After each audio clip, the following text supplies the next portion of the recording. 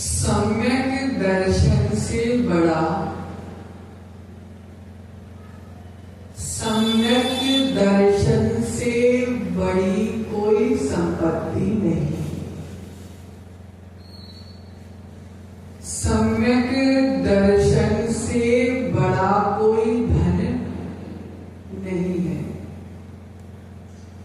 जिस व्यक्ति के पास सम्यक दर्शन है वह विश्व का सबसे धनवान व्यक्ति है।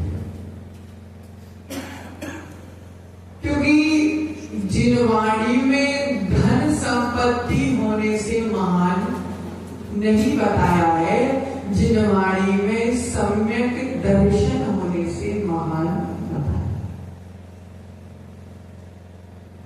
प्रियात्मन, चर्चा करते करते आज सम्यक दर्शन को 8 दिन हो गए। आज 8वां दिन, और 8वें दिन में आज हम सम्यक दर्शन के 8वें अंग की चर्चा करते हैं, प्रभावना अंग। प्रिय आत्मा, जिस जीव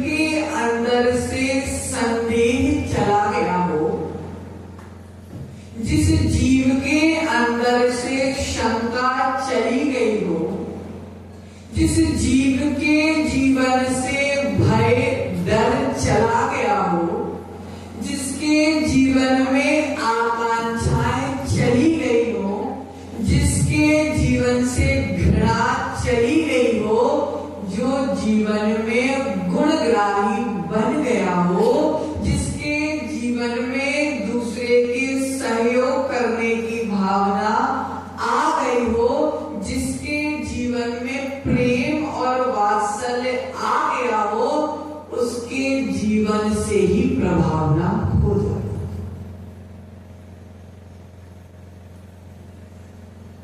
ऐसे व्यक्ति को देखकर कौन प्रभावित नहीं होगा? जिसके जीवन में पूर्व में जाने हुए सम्यक दर्शन के 7 अंग जिसके जीवन में आ गए हो, 8वां अंग उसके जीवन में अपने आप आ जाता है। कैसे आ जाता है? जिसके जीवन से शंका चली गई हो, जिसके जीवन से संदेह चला गया हो, जिसके जीवन से घृणा चली गई हो, जो दूसरे के गुण देखना चालू कर दे, अवगुण को ढांकना चालू कर दे, जिसके जीवन में प्रेम आ गया हो, जिसके जीवन में वात्सल्य आ गया हो, और जो दूसरे का साथ निभाकर चलने लग गया हो, उसके जीवन में बिना कुछ करे जैन धर्म की प्रभावना हो।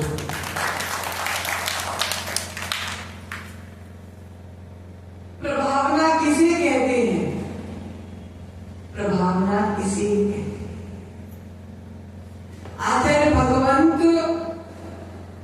अकलंक स्वामी राजवाटिक ग्रंथ में कहते हैं कि रत्नत्रय के प्रभाव से अपनी आत्मा को प्रकाशित करना प्रभावना है। क्या कहा आचार्य? रत्नत्रय के प्रभाव से अपनी आत्मा को प्रभावित करना ही प्रभावना है। जिस जीव ने अपनी आत्मा को प्रभावित कर लिया, उसको बाहर की प्रभावना वो ना भी करे तो भी प्रभावना अपने आप हो जाए। प्रियात्मन रत्नगंज शाखाचार में आचार्य समंतभद्र स्वामी कहते हैं कि अज्ञान रूपी अंधेरे को हटाकर, क्या कहा? अज्ञान रूपी अंधेरे का विनाश कर कर जिस प्रकार से हो सके, अज्ञान रूपी अंधेरे को हटाकर जिस प्रकार हो सके, उस प्रकार से जिन मार्ग में चलने वाले धर्मात्माओं के भीतर धर्म का प्रभाव लाना प्रभावना है।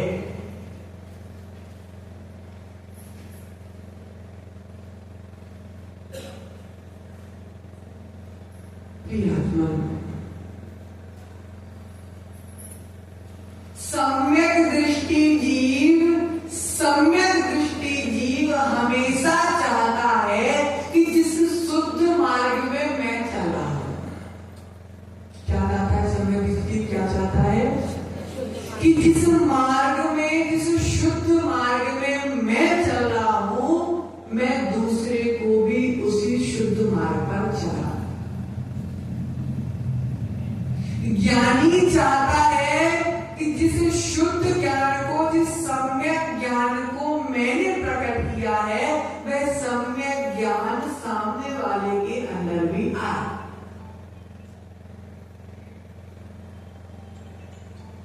माँ को खाना बनाना आता है, जिस माँ को अच्छा खाना बनाना आता है, वह माँ चाहती है कि मैं अपनी बेटी को भी अच्छा खाना बनाना सिखाऊं।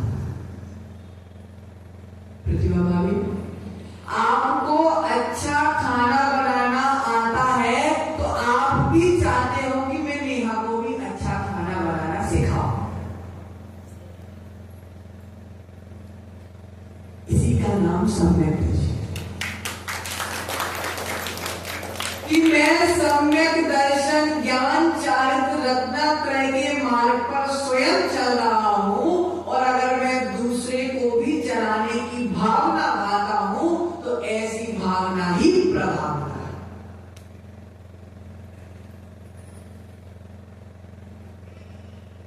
प्रियात्मन,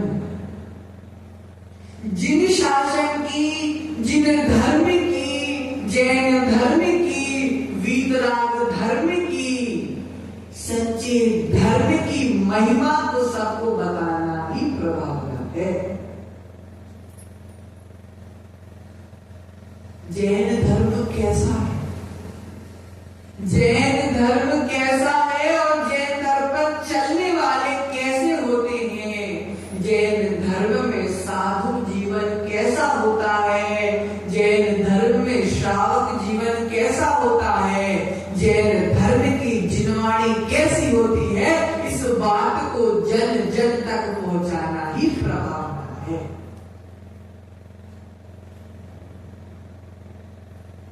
प्रियात्मन, लेकिन एक बात ये भी आती है कि जो स्वयं प्रभावित नहीं है, अर्थात जिसकी प्रभावना स्वयं की आत्मा की प्रभावना नहीं है, वह बाहर की प्रभावना नहीं कर सकती। जो स्वयं मिथ्यात्व में डूबा हुआ है, वह दूसरे व्यक्ति को सम्यक दर्शन प्रदान नहीं कर सकता। इसलिए आचार्य कहते हैं कि पहले स्वयं को सुधारना है, फिर दूसरे को सुधारना। पहले स्वयं की आत्मा की प्रभावना करना है, फिर अन्य आत्माओं को प्रभावित करना है। यदि सच्ची प्रभावना चाहते हो, यदि सच्ची प्रभावना चाहते हो, तो सबसे पहले स्वयं के हृदय में रत्नत्रय को बैठाना पड़ेगा।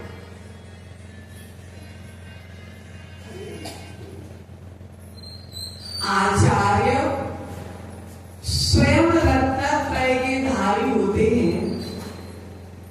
आचार्य स्वयं रत्नत्रय के धारी होते हैं, तभी उनको आधार, उनको ये अधिकार होता है कि वह किसी श्रावक को रत्नत्रय प्रदान करे।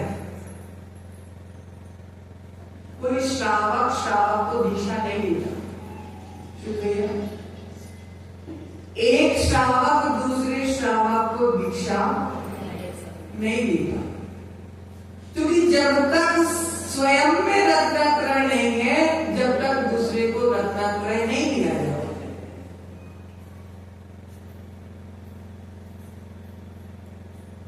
इसलिए आचार्य कह रहे हैं कि पहले स्वयं की आत्मा में जो अज्ञान का अंधेरा बैठा है, उसको जिनवाणी पर कर पहले हटाओ, फिर दूसरे की आत्मा का अंधेरा हटाना। एक गाथा आती है, आतिश ने याद करवाई थी बहुत दिन पहले। आधिदम का दब्बम, आधिदम क्या दब्बम, जम सकै परिदम चाका दब्बम, आधिदम परिला दो, आहिदम सुध का। इसका अर्थ यह होता है कि पहले अपनी आत्मा का कल्याण करो। ध्यान से समझ, पहले अपनी आत्मा का कल्याण करो, उसके बाद अगर समय बचा हो, क्या बोला? पहले अपनी आत्मा का कल्याण करो, और अगर फिर समय बचा हो तो सामर्थ्य के अनुसार दूसरे की आत्मा का कल्याण। लेकिन पहले अपना कल्याण। अगर जीवन में दो रास्ते आते हैं, एक रास्ता स्वयं के कल्याण का आता है और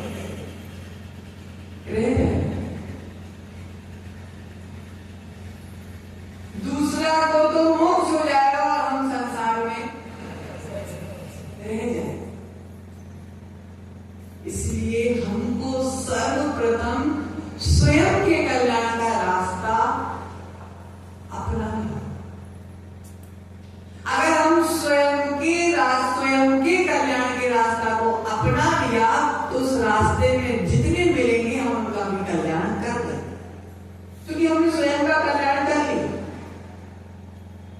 आचार्य ने स्वयं दीक्षा धारण कर ली, स्वयं तप धारण कर लिया, स्वयं व्रतों को धारण कर लिया। अब उनके पास जो आएगा वो उनको दीक्षा दे देंगे। अगर आचार्य के पास स्वयं दीक्षा नहीं होती तो वे दूसरे को दीक्षा कैसे देते?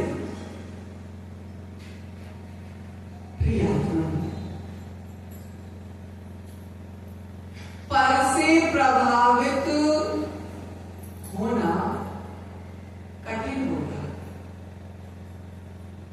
पर से प्रभावित होना कठिन होता है और स्वयं से आत्मा से प्रभावित होना आसान होता है। अगर किसी व्यक्ति ने तुमको कोई काम बताया और तुम उसकी बात मानकर उस काम को करने लगे, ध्यान से समझना। जैसे मैंने भैया तुमको कुछ काम बताया और मेरी बात सुन के तुम उस काम को करने लगे और उस काम को करते करते तुमने आलस खा है बीच में और वो काम बिगड़ गया, तो किसको दोष दो? स्वयं को क्यों? ये तो आप बोल रहे हो स्वयं को, जिसने काम बताया उसको स्वयं को दोष नहीं दोगे। क्यों? क्योंकि स्वयं की भावना नहीं थी, दूसरे ने बताया और हमने कर लिया। लेकिन कारण क्या बना? तुम्हारा प्रमाद कारण बना। और अगर कोई काम तुम्हारे अंतर आत्मा से बोलती कि यार मेरे को वो काम करना है, तुम्हारे मन ने बोला कि उसको मंदिर बनाना है, क्या बोला मन ने? कि मंदिर बनाना है। तो मंदिर बनाने में हजार परेशानी आई, लेकिन तुमने उसके ऊपर ध्यान नहीं दिया, तुमने लक्ष्य पे ध्यान दिया कि उसको मंदिर बनाना, तो तुम सफल हो। और अगर दूसरे ने बोला होता कि मंदिर बनाना है और बीच में कठिनाइयां आती तो तुम पीछे हट जाते, पीछे हट जाते। दूसरा काल की सफलता में निमित्त बन सकता है, लेकिन कार्य तो तुम्हें ही करना पड़ेगा। जिनवाणी मोक्ष मार्ग में निमित्त बन सकती है, गुरु मोक्ष मार्ग में निमित्त बन सकते हैं, जिनेंद्र भगवान की दर्शन मोक्ष मार्ग में निमित्त बन सकते हैं, लेकिन अगर मोक्ष मार्ग में चलना है तो स्वयं को ही चलना है।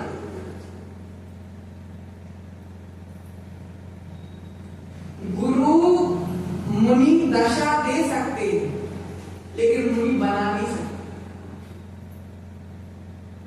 गुरु मुनि दशा प्रदान कर सकते हैं, महाव्रत के संस्कार कर सकते हैं, लेकिन महाव्रत का पालन नहीं कर सकते। महाव्रत का पालन तो स्वयं को ही करना पड़ेगा। मोक्ष मार्ग गुरु बता सकते हैं, लेकिन अगर मोक्ष मार्ग पर चलना है तो स्वयं को ही चलना पड़ेगा। उसी प्रकार स्वयं मोक्ष मार्ग में चलना है और दूसरे को चलाने की प्रेरणा देना है, इसका नाम है प्रभाव। इसका नाम है प्रभाव। प्रिय आत्मा, सम्यक दृष्टि जीव पहले स्वयं को सुधारता है, फिर पर को सुधारता। सम्यक दृष्टि जीव के अंदर, सम्यक दृष्टि जीव के अंदर बदला लेने की भावना नहीं होती। बहुत ध्यान से सुनना, स्वप्निल भैया। सम्यक दृष्टि जीव के अंदर बदला लेने की भावना नहीं होती। जो सम्यक दृष्टि जीव खड़ा है और कोई मिथ्या दृष्टि आके उसका अपमान कर ले तो उससे लड़ने नहीं जाएगा। फिर से बोल रहे हैं, सम्यक दृष्टि जीव के अंदर बदला लेने की भावना नहीं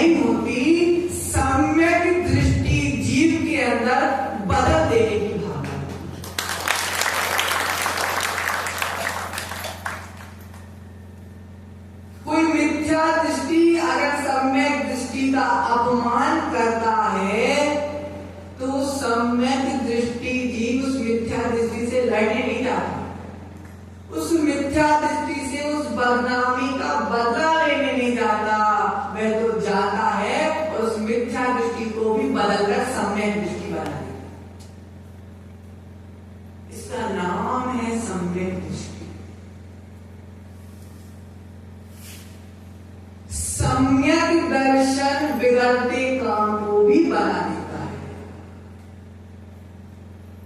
अगर कोई लड़ाई झगड़ा वाला माहौल बन रहा हो और अगर उस बीच में कोई सम्यक दृष्टि, सच्चा सम्यक दृष्टि जीव आ जाएगा तो उसको लड़ाई को बढ़ाएगा नहीं, खत्म कर देगा। क्योंकि सम्यक दर्शन में इतनी शक्ति होती है कि वह बिगड़े काम को भी बना देगा।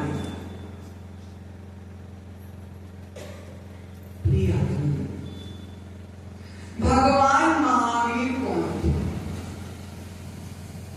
किसी व्यक्ति ने पूछा कि भगवान महावीर कौन थे?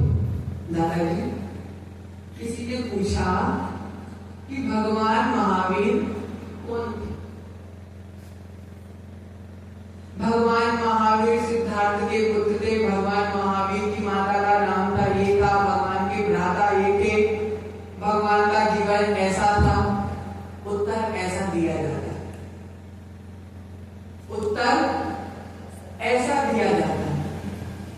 तो आचार्य कह रहे हैं कि वाणी की प्रभावना उतना असर नहीं करती, वाणी की प्रभावना उतना असर नहीं करती जितना आचरण असर करता है।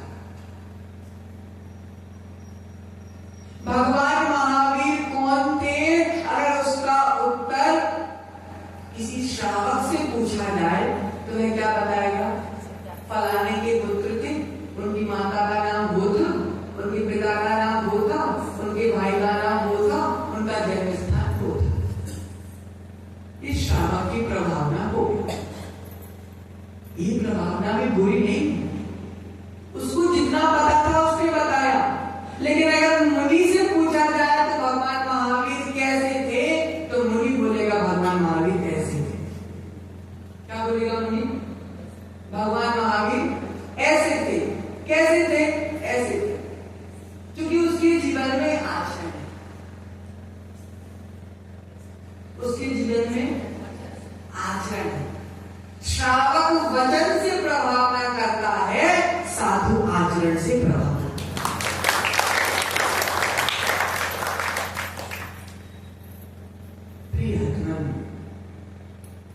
सच्ची प्रभावना अगर हम चाहते हैं तो हमको स्वयं के भीतर आचरण लाना पड़ेगा। श्रावकों के लिए बताया गया और साधुओं के लिए भी बताया गया। क्या बताया गया? अज्ञान रूपी जुगनू। दादाजी, अज्ञान रूपी जुगनू, जुगनू जानते हैं? हल्की सी रोशनी रहती है उसमें। तो अज्ञान की जो जुगनू है, उन जुगनुओं के सामने ज्ञान का सूरज लाना है। अज्ञान के जुगनू के आगे ज्ञान का सूरज लाना है और ऐसे तप करना है, ऐसा त्याग करना है कि इंद्रों का सिंहासन भी हिल जाए और भव्यों के हृदय में अर्थात भावी परमात्मा अर्थात सम्यक दृष्टियों के हृदय के जो फूल हैं, सम्यक दृष्टि जीव के जो हृदय का फूल है, वह ज्ञान के प्रकाश से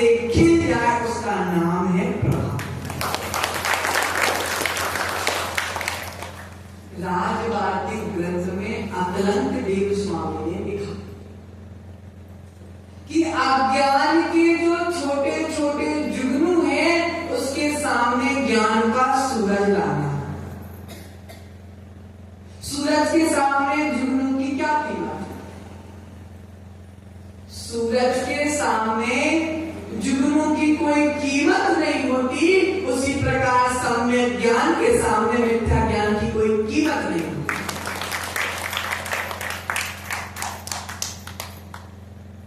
तो अज्ञान के जुगनू के सामने ज्ञान का सूरज लाना है और यथाशक्ति प्रभावना कैसे होती है? प्रभावना किन किन कारण से होती है? तो आचार्य भगवंत कहते हैं विद्या के माध्यम से। किसके माध्यम से? विद्या के माध्यम से, मंत्रों के माध्यम से, तंत्रों के माध्यम से, बल के माध्यम से, तप के माध्यम से, दमन के माध्यम से धर्म को आगे बढ़ाना ही प्रभावना है।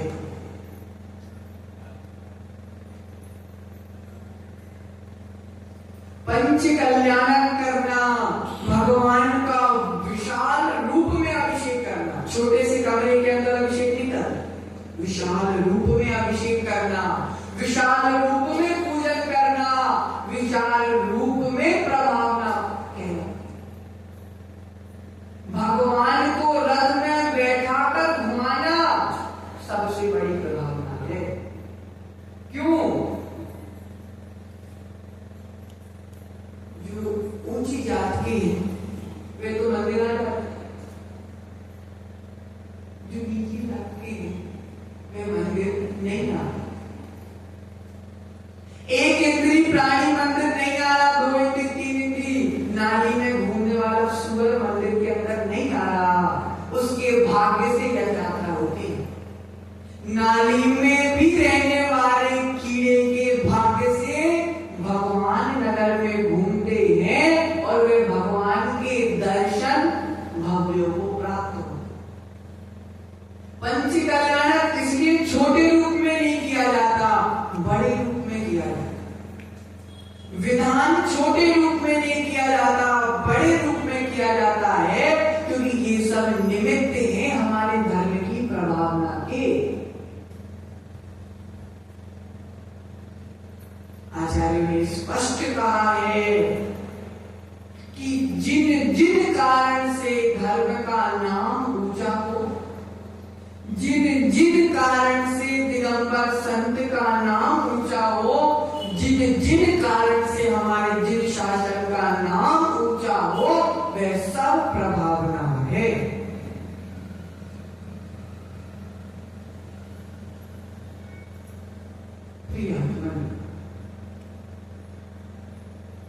एक बच्चा मां की उंगली पकड़कर मेला जाता है।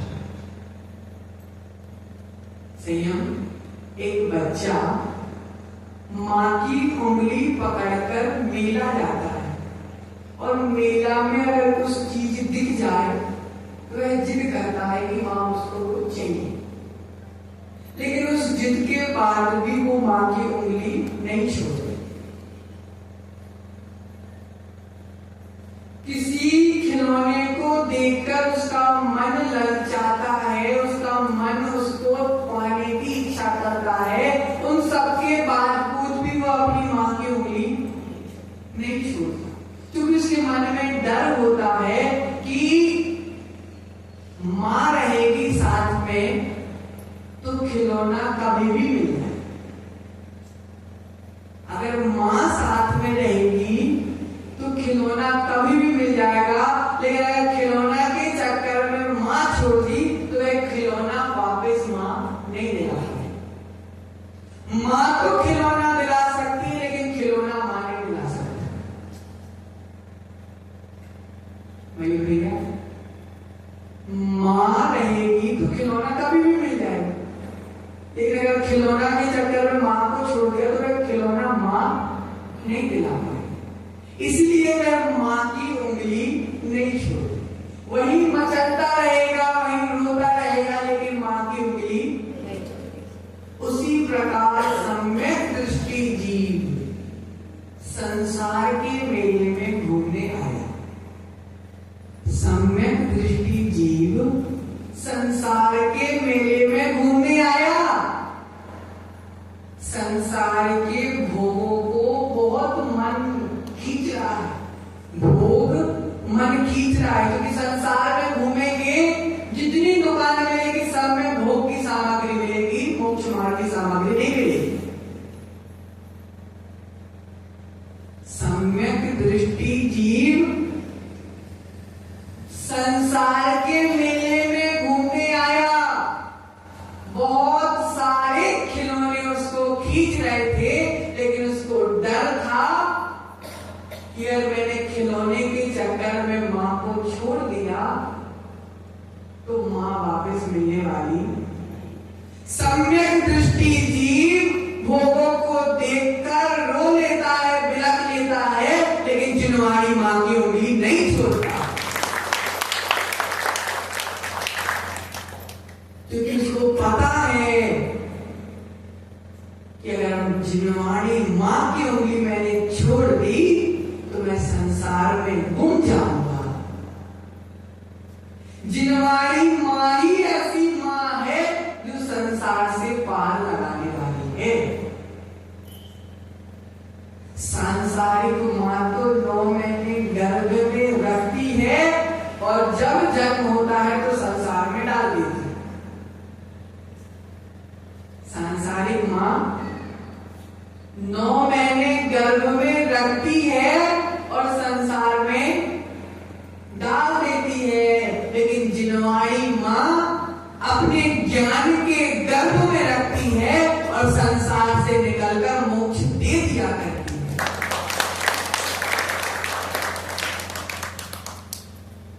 ऐसे ही गुरु होते हैं। गुरु भी अपने वात्सल्य की कोख में, प्रेम की कोख में, अनुशासन की कोख में शिष्य को रखते हैं और दीक्षा रूपी जन्म देकर जन्म जरा मृत्यु का रोग मिटा देते हैं।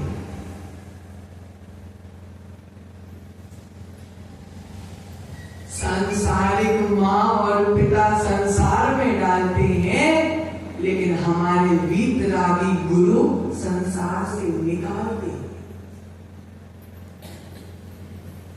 प्रियात्मन, संसार से निकालने का नाम ही प्रभावना है। जैन धर्म का नाम पढ़ाना ही प्रभावना है। जैन धर्म की महिमा बताना ही प्रभावना है। एक बार शांति सागर महाराज से एक व्यक्ति ने प्रश्न पूछा कि महाराज जी, अगर कोई साधु अपनी चर्या से नीचे गिर गया हो तो उसके साथ श्रावक को क्या करना चाहिए? क्या पूछा? सम्यक तो मंजूषा नाम का ग्रंथ है, आर्यका विज्ञानवती माता जी का, अभी देखे गए हैं, उससे पढ़ के आ रहे हैं। तो शांति सागर महाराज से एक व्यक्ति ने पूछा कि अगर कोई साधु चर्या से गिर गया हो तो उसके साथ क्या करना चाहिए? तो महाराज ने उत्तर दिया कि समाज के सामने उस साधु की विनय करना चाहिए और अकेले में जाके साधु को समझाना चाहिए। फिर उसने प्रश्न पूछा कि समझाने के बाद भी अगर वो साधु ना माने तो अखबार में छपवा देना चाहिए क्या? मीडिया में डलवा देना चाहिए क्या कि ये साधु भ्रष्ट है, फलाना साधु भ्रष्ट है? शांति सागर महाराज ने बोला, नहीं भैया, वे चर्या से उठ पाए या ना उठ पाए वे उसका गुरु का विषय है, लेकिन अगर हमने पत्र पे डलवा दिया तो हमने उस साधु की निंदा नहीं की, उस साधु को नीचे नहीं गिराया, हमने रत्नात्रय को नीचे गिराया, हमने रत्नात्रय की हंसी दुनिया में कर दी, हमने जैन धर्म की हंसी दुनिया में कर दी, हमने जैन साधु की हंसी दुनिया में कर दी। क्योंकि अगर हम उस साधु की बुराई बाहर करेंगे, जो अच्छे साधु है उसकी बुराई अपने आप हो जाएगी कि जैन साधु ऐसे होते हैं। क्या बोला जाएगा? जैन साधु ऐसे होते हैं। महाराज ने बोला कि भैया प्रेम से, क्या बोला? प्रेम से, वात्सल्य से उसका स्थितीकरण कर उसको पूर्ण मोक्ष मार्ग में लगाना, तभी तुम सच्चे श्रावक कहलाओगे, नहीं तो तुम श्रावक कहलाने लायक भी नहीं हो।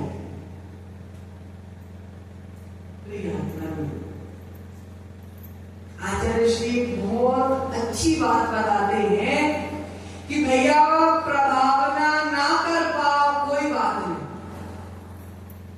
क्या बोला? प्रभावना ना कर पाओ कोई बात नहीं, लेकिन अप्रभावना ना हो यह सबसे बड़ी प्रभावना है।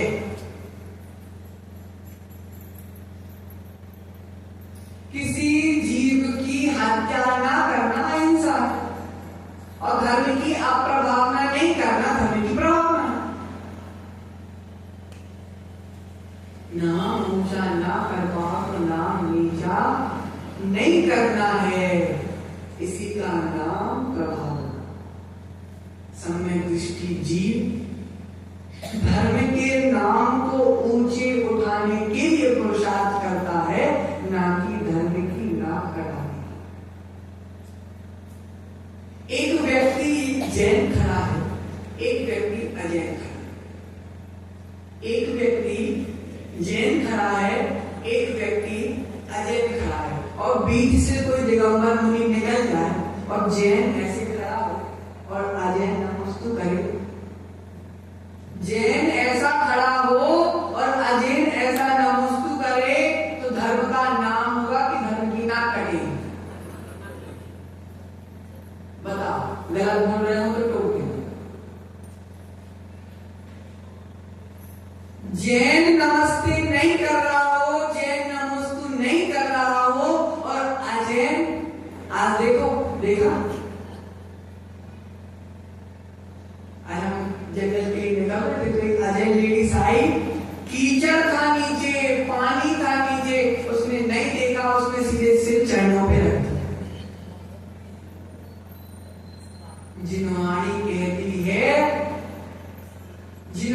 कहती है ऐसे जैनों से अच्छे तो अजैन है।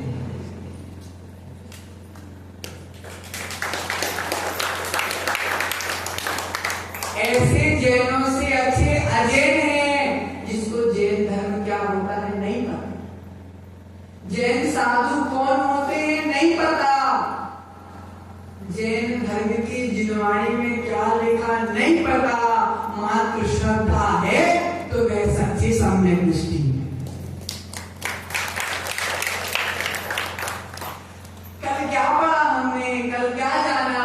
यही तो जाना कि जैसे गाय का बछड़ा घर पे बंधा हो और गाय घास खाने सुबह बाहर गई हो और शाम को लौट के अपने आप आ जाती है, तो सुबह जब माँ चली जाती है तो बछड़े का मुंह इतना सा हो जाता है, और जब शाम को माँ के आने का समय हो जाता है तो सबका चेहरा, सब बच्चों का चेहरा खिल जाता है। जिसके पापा बाहर काम करने जाते हो, जब पापा जाते हैं तो बच्चे का मुंह इतना सा, और पापा आते हैं तो पापा आ नहीं पाते, उसके पहले ही उसका मुंह खिल जाता है। ऐसा ही सम्यक दृष्टि जीव दिगंबर संत जब दूर चला जाता है तो मुंह इतना सा हो जाता है, और दिगंबर संत जब आ जाता है तो मुंह खिल जाता है।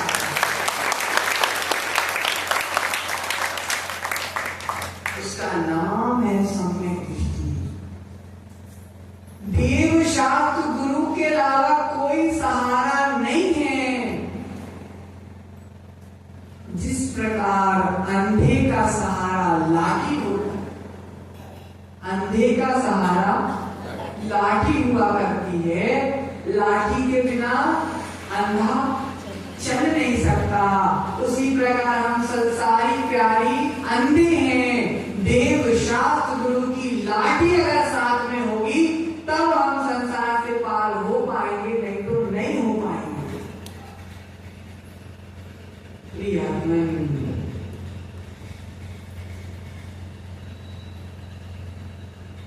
मात्र प्रभावना चर्चा से नहीं होती, मात्र प्रभावना चर्चा से नहीं होती, प्रभावना के लिए चर्या भी चाहिए होती है।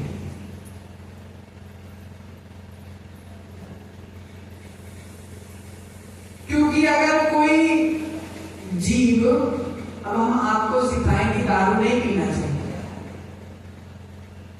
हमने आपको सिखाया क्या कि आपको दारू नहीं पीना चाहिए, लेकिन हम स्वयं अगर दारू पी रहे हैं तो हमारा प्रभाव कम पड़ेगा। प्रभाव तो पड़ेगा, क्यों पड़ेगा? क्योंकि बेचारा स्वयं पीता है लेकिन दूसरे को ना पीने की शिक्षा दे रहा है, तो प्रभाव तो पड़ेगा। लेकिन अगर मैं स्वयं नहीं पीता हूं और ना पीने की शिक्षा देता हूं तो प्रभाव ना ज्यादा। बस वही कह रहे हैं कि चर्चा से प्रभावना होती है लेकिन कम होती है, लेकिन जहां चर्चा और चर्या दोनों मिल जाती है वहां जैन धर्म का जय जयकार होता है।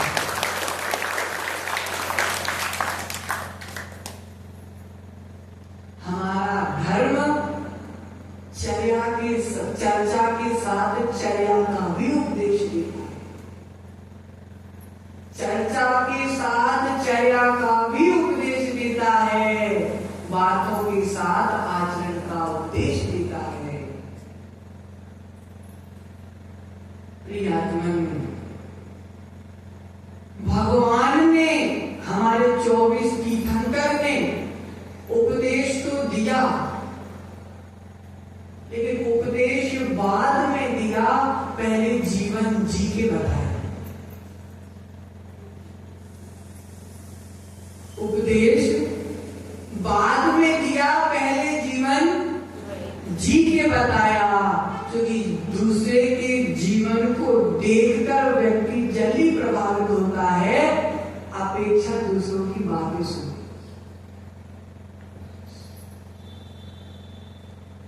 क्योंकि बातें अभी कुछ है, बाद में कुछ हो सकती है, लेकिन अगर वो बातें जीवन में उतर जाए तो वे जब तक साथ में जाती हैं, जब तक मोक्ष की प्राप्ति नहीं हो जाती। सम्यक दर्शन बस को मोक्ष मार्ग नहीं बताया दादाजी, सम्यक ज्ञान बस को मोक्ष मार्ग नहीं बताया, सम्यक चारित्र बस को मोक्ष मार्ग नहीं बताया, तीनों की एकता को मोक्ष मार्ग बताया है।